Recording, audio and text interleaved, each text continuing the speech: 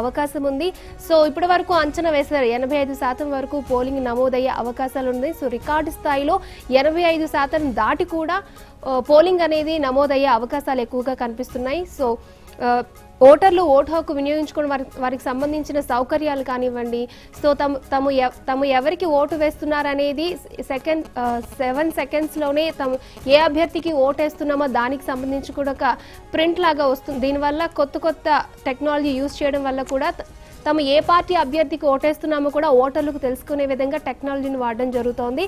So చాలా మంది ఓటర్లు కూడా ఓటింగ్ కి సంబంధించిన ఏర్పాట్లపై సంతృప్తి వ్యక్తం చేస్తున్నారు. సో పోలీసులు కూడా ముఖ్యంగా సమస్యాత్మక ప్రాంతాలపై ఎక్కువ దృష్టి సారించినట్టు కనిపిస్తోంది. ఎక్కడ అవాంఛనీయ ఘటనలు జరగకుండా కట్టుదిట్టమైన భద్రత మధ్య నంద్యాల ఉప ఎన్నిక పోలింగ్ అనేది కొనసాగుతోంది. సో ఇంకా గంటన్నర టైం మాత్రమే ఉంది. సో ఇప్పటి వరకు కూడా ఈ చివరి నిమిషం వరకు కూడా ఓటర్లు వచ్చి వారి ఓటు హక్కును వినియోగించుకుంటారని మనకు అర్థమవుతోంది.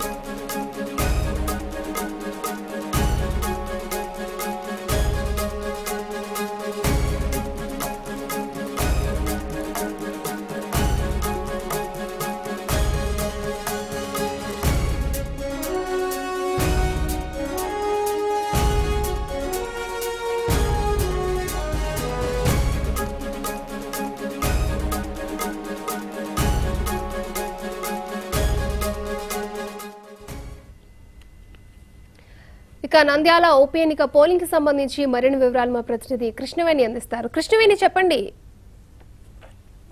నంద్యాల ఓపీ ఎన్నిక పోలింగ్ కి సంబంధించి మీ దగ్గర ఉన్న డీటెయిల్స్ ఏంటి? థ్యాంక్ యూ అక్షయ.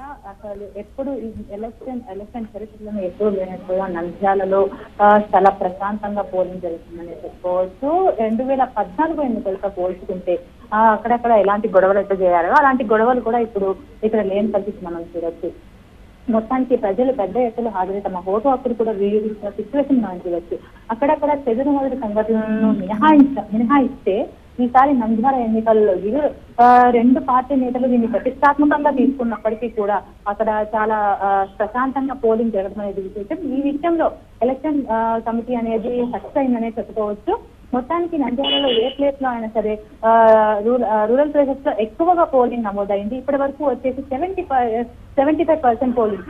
2014 ఎన్నికలతో పోల్చుకుంటే మొత్తం పోలింగ్ శాతం వచ్చేసి 70% ఉంటుంది. కానీ ఇప్పుడు ఇంకొక గంటన్నర ఇంకా పోలింగ్ ఉందనగానే ఇప్పుడు 75% కూడా పోలింగ్ చేరుతుంది. అంతేకాదు ప్రజలు రూరల్ ప్లేసెస్ లో పెద్ద ఎత్తున హాజరై కూడా ఈ ఓటు హక్కును వినియోగించుకోవడం జరుగుతుంది. దీన్ని బట్టి చూస్తే యువతలో ఇంకా అవేర్నెస్ రావాలి, అంటే సిటీల్లో ఉండే యువతలో కూడా అవేర్నెస్ రావాలి, వెళ్ళి తమ ఓటు హక్కును వినియోగించుకోవాలని అవేర్నెస్ కూడా రావాలి. ఏదేమైనప్పటికీ లాస్ట్ టైం ఎలక్షన్స్ తో పోల్చుకుంటే ఉప ఎన్నికలు చాలా ప్రశాంతంగా జరిగాయని చెప్పుకోవచ్చు.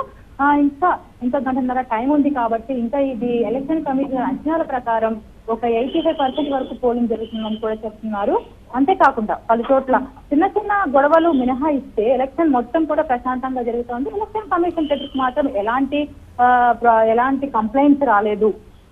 అలాంటి కంప్లైంట్స్ ఏమైనా వస్తే కఠిన చర్యలు తీసుకుంటామని కూడా బన్వర్లాల్ గారు చెప్పారు. అంతేకాకుండా ఈ ఎలక్షన్ కమిషనర్ వారు ఏర్పాటు చేసిన సెక్యూరిటీ భద్రతలే కానివ్వండి, మొత్తానికి ఎన్ని కంఫర్టబుల్ కూడా ప్రజలను కంఫర్టబుల్ గా ఓటయ్యేలాగా కూడా ఫీల్ అవుతున్నారు. అయితే ఎప్పటిలాగా కాకుండా నూతనంగా కొత్తగా టెక్నాలజీని కూడా ప్రవేశపెట్టారు. వివి పాట్ అని చెప్పేసి ఓటర్ కి తను ఎవరికి ఓటేసాము అనే క్లారిఫికేషన్ ఇవ్వడానికి, అంటే ఎలక్ట్రిక్ ఓట్ మిషన్లని మీద ఎప్పుడు వస్తున్న ఫిర్యాదులను మినహాయించి కూడా ఈసారి కొత్తగా టెక్నాలజీని కూడా ఇంట్రడ్యూస్ చేస్తుంటే ఓటర్లు కూడా ఓటేసి తమ అనుకున్న వాళ్ళకే ఓటేసామని కూడా హ్యాపీగా తిరిగి వెళ్లే పరిస్థితి కూడా మనం చూడొచ్చు. ఏదైనా అప్పటికి ఎలక్షన్ కమిషన్ తీసుకున్న కట్టుదిట్టమైన భద్రతా చర్యల వల్ల ప్రజలు ప్రశాంతంగా తమ ఓటు హక్కును కూడా వినియోగించుకుంటున్నారని చెప్పొచ్చు. ఇది ఇలా ఉంటే ఇంకా 6 వరకు కూడా పోలింగ్ అయ్యేది ఉంది. అయితే ఉదయం 7 గంటలకి స్టార్ట్ అయిన పోలింగ్ ఈవినింగ్ 6 వరకు అవుతుంది. కానీ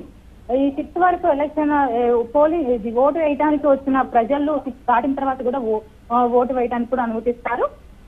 ఇప్పటి వరకు చూసుకుంటే 75% పోలింగ్ జరిగినట్లు మనకు కనిపిస్తోంది. ఇంకా 6 దాటిన తర్వాత ఎవరైతే ఓటింగ్ కేంద్రాల్లోకి వస్తారో వాళ్ళు కూడా తమ ఓటు హక్కును వినియోగించుకుని వెళ్ళొచ్చు.